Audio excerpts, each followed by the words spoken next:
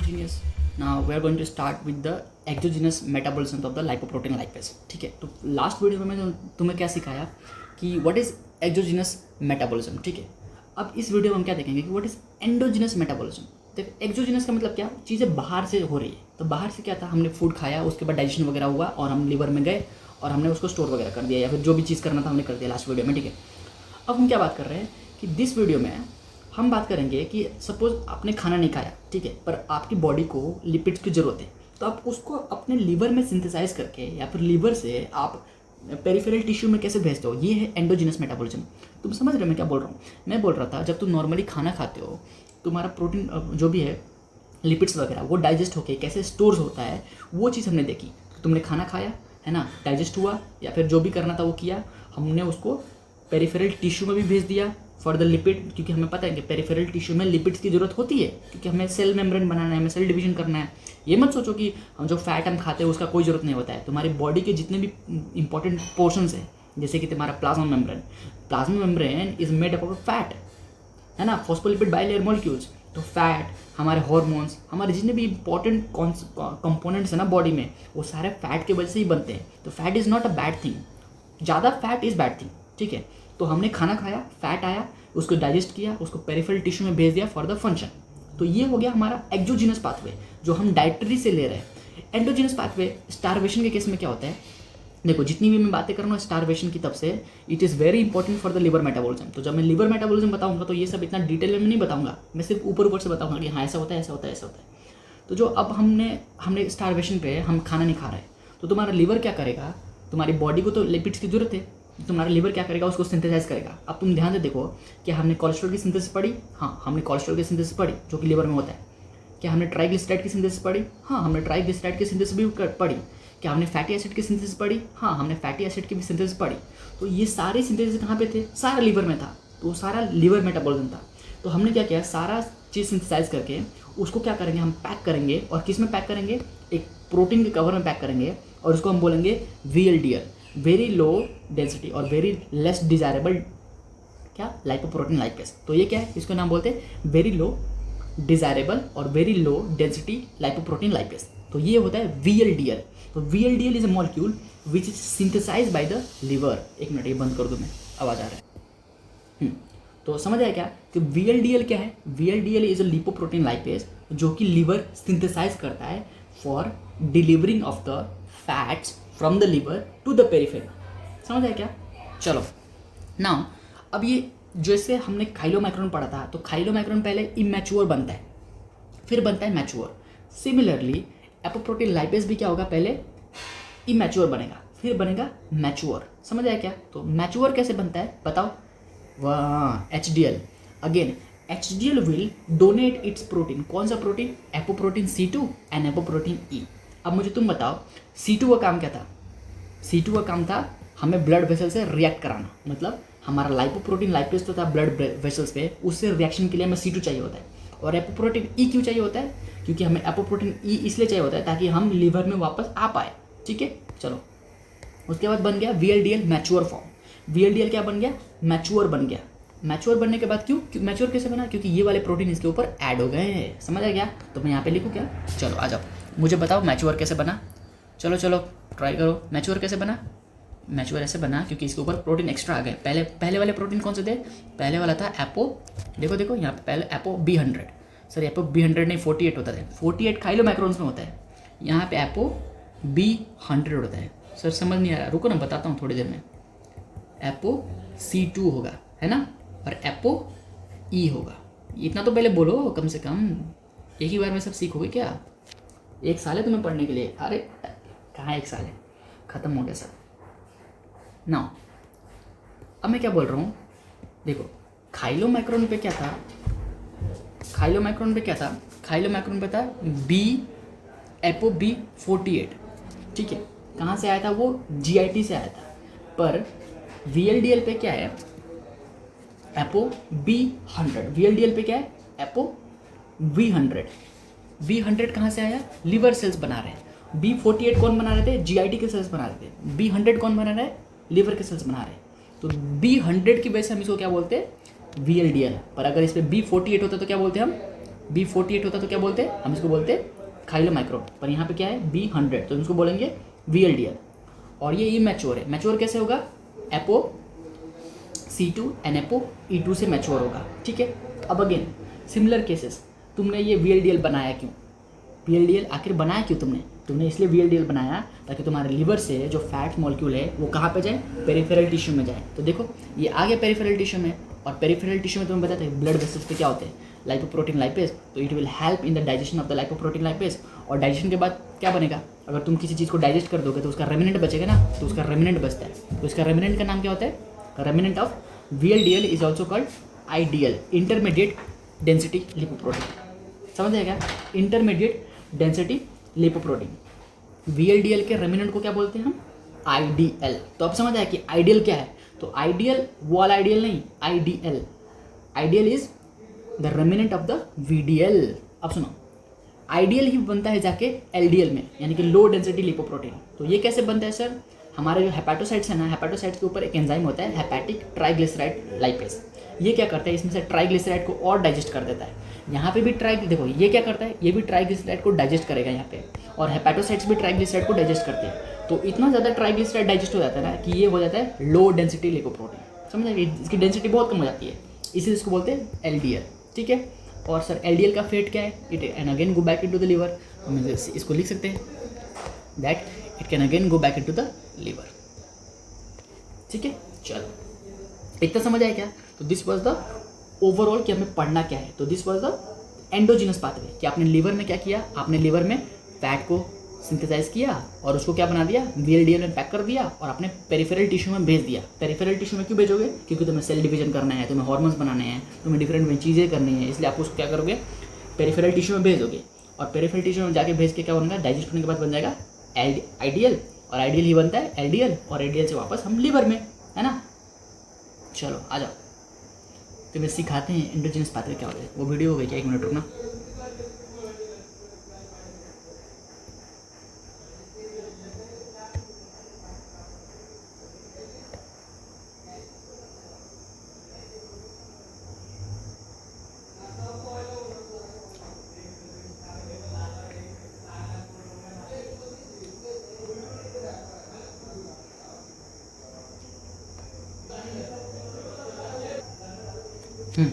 चलो मैं क्या बोल रहा था कि हमें सीखना है एंडोजिनस पाथवे। तो एंडोजिनस पाथवे हम क्या लिवर से स्टार्ट करेंगे। एक चीज़ लास्ट वीडियो में शायद बताना भूल गया, देखो ये जो ApoE है ना, ApoE ये रिएक्ट करता है LDL रिसेप्टर से, ठीक है, इतना तो बताया था। पर जो ApoB48 है ना, इसके ये भी एक रिएक्ट करता है इससे, हेपेरिन सल्फेट से। तो 2 रिएक्शन होते हैं, इसको बोलते हैं प्राइमरी स्टिमुलेशन, इसको बोलते हैं सेकेंडरी स्टिमुलेशन। तो हमने इम्यूनोलॉजी में पढ़ा होगा ना कि जब भी मैक्रोफेज को एक्टिवेट करने के लिए हमें प्राइमरी स्टिमुलेशन करना पड़ता है, सेकेंडरी स्टिमुलेशन करना पड़ता है, टर्शियरी स्टिमुलेशन करना पड़ता है। सर टर्शियरी नहीं सुना, कैसे सुनोगे, गाइड में है ही नहीं। तो primary stimulation and secondary stimulation, ठीक है। तो इसे ये रिएक्ट करेगा और बने, और इसके अंदर ये चला जाता है, ठीक है। अब सुनो एंडोजिनस पाथवे स्टार्ट कैसे होता है, हम क्या करेंगे, लीवर से स्टार्ट करेंगे। तो लीवर क्या करेगा, liver is going to make the VLDL। VLDL कैसे बनता है, VLDL क्या है, VLDL is similar to chylomicron. तो हम क्या करेंगे, प्रोटीन के कवर में ट्राइग्लिसराइड और कोलेस्ट्रॉल एस्टर डाल देंगे। तो देखो cholesterol ester and triglyceride, it is going to be packed into the protein. तो इस प्रोटीन में हमने पैक कर दिया, तो इसका नाम क्या हो जाएगा, VLDL, जो कि नेसेंट है। नेसेंट क्यों है, क्योंकि उसके ऊपर ये वाले प्रोटीन्स नहीं है, मतलब ये क्या है, इमैच्योर है। इमैच्योर क्यों है, कि इसके ऊपर ये वाले प्रोटीन्स नहीं है, ठीक है। पर इसके ऊपर क्या है, B100 है। काइलोमाइक्रोन पे क्या था, B48, यहाँ पे क्या है, B100। अब इसको मैच्योर करने के लिए HDL क्या करेगा, HDL will donate just protein, कौन सा, ApoC2 NAPOE। अब बन गया ये मैच्योर फॉर्म। मैच्योर फॉर्म कैसे बना, इसके ऊपर पहले से ये प्रोटीन था ना, ApoB100, और इसके ऊपर आ गया C2 and ApoE। अब ये बन गया मैच्योर VLDL। अब बताओ मैच्योर VLDL का काम क्या है, it will go into the peripheral tissue, और वहाँ पे उसको क्या करेगा, डिलीवर करेगा किसको, ट्राइग्लिसराइड या फिर कोलेस्ट्रॉल को। तो देखो ये क्या है, पेरिफेरल टिश्यू में आया। पेरिफेरल टिश्यू में हमें पता है कि ब्लड वेसल्स पे क्या होते हैं, ब्लड वेसल्स पे होते हैं LPL, यानी कि लाइपोप्रोटीन लाइपेज। तो इट विल ब्रेक द क्या, triglyceride into the fatty acid and glycerol. तो it will break the triglyceride into fatty acid and the glycerol. तो फैटी एसिड एंड ग्लिसरॉल में ब्रेक हो गया, तो आपको पता है कि ग्लिसरॉल किस चीज़ में यूज़ होता है, ग्लूकोनियोजेनेसिस में, तो ये वापस लीवर में चला जाएगा और ग्लूकोनियोजेनेसिस होगी। फैट किस लिए यूज़ होता है, फैट यूज़ होता है आइदर आप मसल्स में एनर्जी करोगे या फिर एडिपोज टिश्यू में उसको स्टोर कर दोगे, है ना। फैट का क्या ही होता है, फैट को हम स्टोर करते हैं फॉर द रिजर्व स्टारवेशन के केस में, है ना, और मसल्स में जाकर हम उसको एनर्जी के फॉर्म में यूज़ कर लेते हैं by the help of beta oxidation, ठीक है।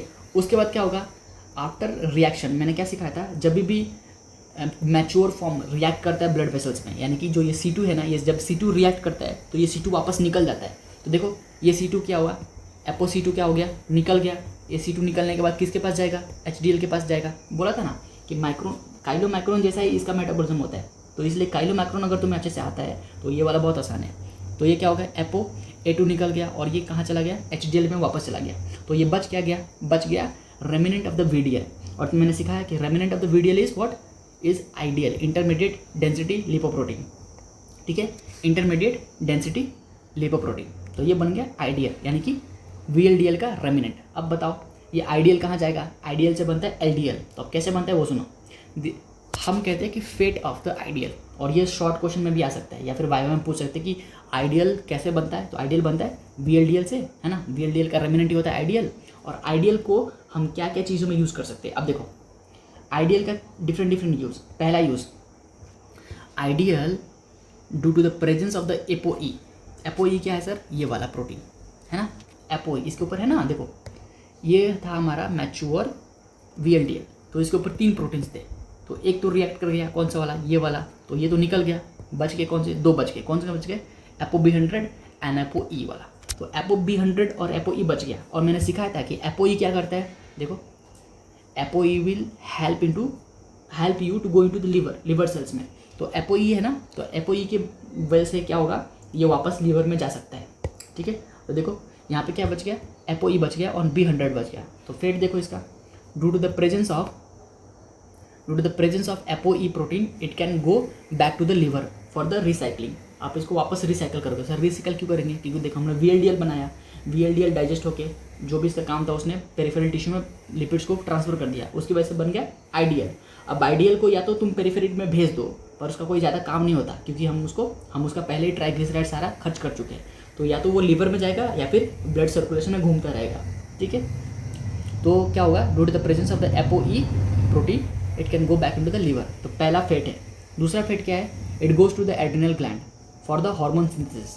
तो इसमें क्या है, कोलेस्ट्रॉल है ना, IDL में क्या है, कोलेस्ट्रॉल है ना, पर ट्राइग्लिसराइड कम है, क्योंकि ट्राइग्लिसराइड डाइजेस्ट हो चुकी है, सिर्फ कोलेस्ट्रॉल बाकी है। तो कोलेस्ट्रॉल से क्या बन सकता है, हमारा एड्रिनल हार्मोन्स बन सकता है ना, इसलिए जाता है एड्रिनल ग्लैंड में, और वहाँ पे इससे हम बना सकते हैं एल्डोस्टेरोन, कॉर्टिसोन्स और सेक्स हार्मोन्स, इससे हम बना सकते हैं। अब सुनो, ideal can convert into the LDL। अब ये कैसा होता है मैं बताऊंगा, ये वाला प्रोसेस है। आइडियल कैसे LDL बनता है, ये वाला प्रोसेस मैं बताऊंगा, पहले सीख लो कैसे क्या क्या होता है। तो आइडियल से क्या होगा, it can go back into the liver. पहला तो फेट क्या है, ये वापस लीवर में जा सकता है। दूसरा फेट क्या है, ये एड्रिनल ग्लैंड में जाएगा और उधर हार्मोन सिंथेसिस में मदद करेगा। तीसरा क्या है, it can convert into the LDL, low density lipoprotein, ठीक है। अब देखो इधर क्या लिखा है कि 20 to 25% ऑफ द LDL, ये वाला LDL की बात कर रहा हूँ मैं, it goes to the peripheral tissue, ठीक है। जैसे कि टेस्टिस में जाएगा तो हार्मोन्स बनाने में मदद करेगा, ओवरी में जाएगा तो हार्मोन बनाने में मदद करेगा, या फिर एड्रिनल ग्लैंड में जाएगा तो हार्मोन बनाने में मदद करेगा। तो मैं क्या बोल रहा था कि जो ये आइडियल है ना, ideal it can also go into the peripheral tissue for delivery of the cholesterol. It can also go into the peripheral tissue for the delivery of the cholesterol, और it can change into the LDL, और LDL भी यही काम करता है। तो इन दोनों का फंक्शन सेम ही होता है। दोनों का फंक्शन क्या है कि ये भी ब्लड में होता है और ये भी ब्लड में होता है। तो ब्लड में होने के बाद ये पेरिफेरल टिश्यू में जाएंगे, जैसे कि एड्रिनल ग्लैंड, टेस्टिस या फिर ओवरी, और वहाँ पे कोलेस्ट्रॉल डिलीवर करेंगे। और कोलेस्ट्रॉल डिलीवर करने के बाद क्या होगा कि वहाँ पे हम हार्मोन सिंथेसिस कर पाएंगे। And 70 to 60% go back to the liver. किसके बारे में बात कर रहे हैं, इसके बारे में बात कर रहे हैं, ठीक है। कि LDL वापस लिवर में भी जाता है और LDL पेरिफेरल टिश्यू में भी जाता है। Same goes to for the IDL and same goes for the LDL, यानी कि इसका फंक्शन और इसका फंक्शन सेम ही है। क्या बोल रहा था मैं, ये किधर होता है, ब्लड में होता है, ये किधर होता है, ब्लड में होता है, पर इससे ही ये बनता है। और इन दोनों का फंक्शन क्या है, सेम है। या तो लिवर में चले जाएंगे रिसाइकलिंग के लिए, या तो ये लिवर में जाएंगे रिसाइकलिंग के लिए, या फिर ये पेरिफेरल टिश्यू में जाएंगे किसके लिए, फॉर द हार्मोन सिंथेसिस। समझ आया क्या। तो ये है इनका फेट। अब सुनो, कि जो हमारा ये एलडीएल है, आइडियल यानी कि इंटरमीडिएट डेंसिटी लिपोप्रोटीन, ये एलडीएल में कैसे बनता है, ये how it is going to become LDL. ठीक है, चलो अब आओ देखो नीचे मैं तुम्हें पहले ओवरऑल दिखाता हूँ कि होने क्या वाला है।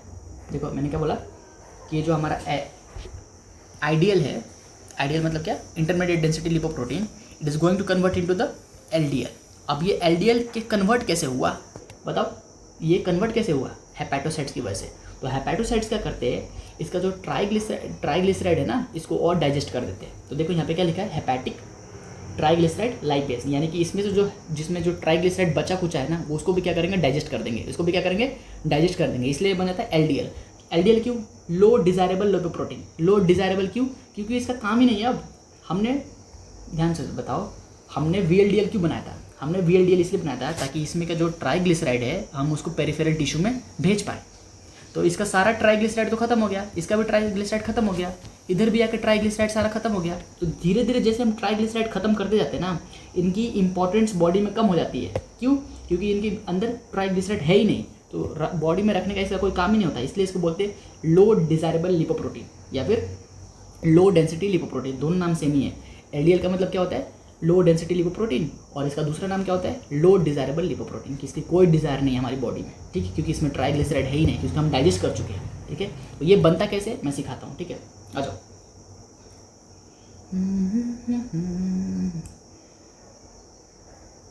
अब देखो ये क्या हो रहा है, हमारे हेपेटिक ट्राइग्लिसराइड लाइपेज जो है, ये क्या करते हैं, रिएक्ट करते हैं किससे, it will react with the ideal. तो आइडियल से रिएक्ट करेंगे, और आइडियल से रिएक्ट करने के बाद क्या होगा, it will digest a lot of the triglyceride.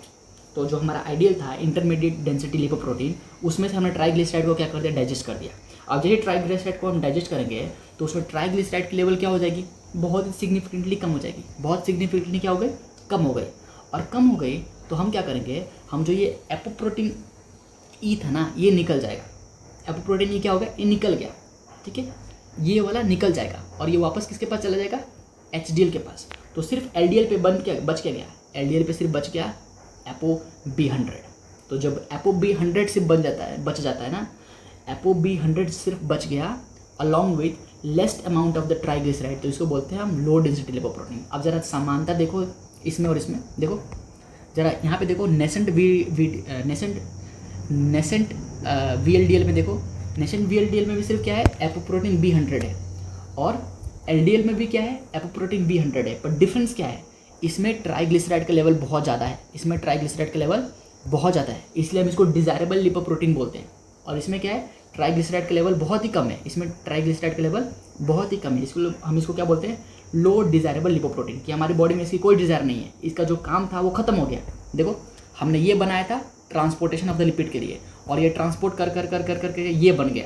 इसका मतलब क्या, जो इसका काम था वो खत्म हो गया, अब हमारी बॉडी में इसकी कोई डिजायर नहीं है। समझ गया क्या। तो ये कैसे बनता है, जो हमारा एपो ई होता है ना, एपो ई प्रोटीन क्या होता है, वापस चला जाता है एचडीएल के पास। क्यों, क्योंकि ये एचडीएल से आया था, तो ये वापस एचडीएल के पास चला गया। उसकी वजह से क्या हो गया हमारा, ये सिर्फ बच गया ApoB100, और इसमें ट्राइग्लिसराइड का लेवल बिल्कुल नहीं है, तो इसको हम बोलते हैं एलडीएल। अब ध्यान से देखो यहाँ क्या लिखा, now it is called LDL. कब, जब ये if apoprotein E is removed, जब हम एपोप्रोटीन ई को रिमूव करेंगे ना, तभी हम इसको बोलेंगे एलडीएल, वरना हम इसको क्या बोलेंगे, ये बोलेंगे आइडियल।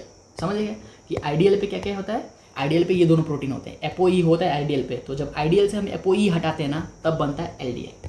तो आओ समरी में लिख देता हूँ मैं कि ये बनेगा कैसे, ये बनेगा if we remove the apo E. तो जब हम एपो ई रिमूव करते हैं और एचडीएल में चला जाता है, तभी हम इसको बोलते हैं क्या, एलडीएल। और इस पर सिर्फ बच क्या गया, ApoB100। समझ आया क्या, तो इस पर क्या बच गया, सिर्फ ApoB100। तो डिफरेंस समझ आया क्या कि VLD और LDL में डिफरेंस क्या है, डिफरेंस यही है कि एक में ट्राइग्लिसराइड का लेवल ज़्यादा होता है, दूसरे में ट्राइग्लिसराइड का लेवल बहुत ही कम होता है। एक मिनट, तो मैंने आपको क्या सिखा दिया, मैंने आपको ये सब कुछ LDL तक आके सिखा दिया। अब मुझे क्या सिखाना है तुम्हें, मैं तुम्हें बताऊंगा कि HDL की मेटाबॉलिज्म कैसे होती है, HDL का फंक्शन क्या क्या होता है। तो नेक्स्ट वीडियो में बताता हूँ। अब तुम एक बार मेरे समरी देख लो कि नेक्स्ट वीडियो में हम पढ़ने क्या वाले हैं। देखो नेक्स्ट वीडियो में मैं ये सिखाऊंगा कि जो खाइलोमाइक्रोन है, VLDL, LDL, HDL, IDL, इन सब के अंदर ट्राइग्लिसराइड, प्रोटीन और कोलेस्ट्रॉल का लेवल कितना होता है ये सिखाऊंगा और याद करने का तरीका बताऊंगा।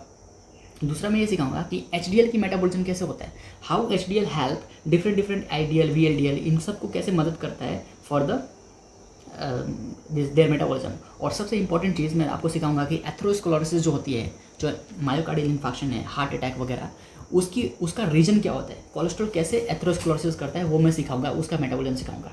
Then we will move to the important topic जिसमें हम देखेंगे कि इलेक्ट्रोफोरेसिस ऑफ द जो लिपिड्स होते हैं उनको कैसे हम करते हैं, और इसका मैं बहुत अच्छा ट्रिक बताऊंगा, तो ये भी याद हो जाएगा तुम्हें और ये भी याद हो जाएगा और सारी चीज़ें तुम्हें समझ आ जाएगी कि कैसे होता है लिपिड्स का मेटाबॉलिज्म। तो नेक्स्ट वीडियो में मिलते हैं, तब के लिए टाटा बाय बाय।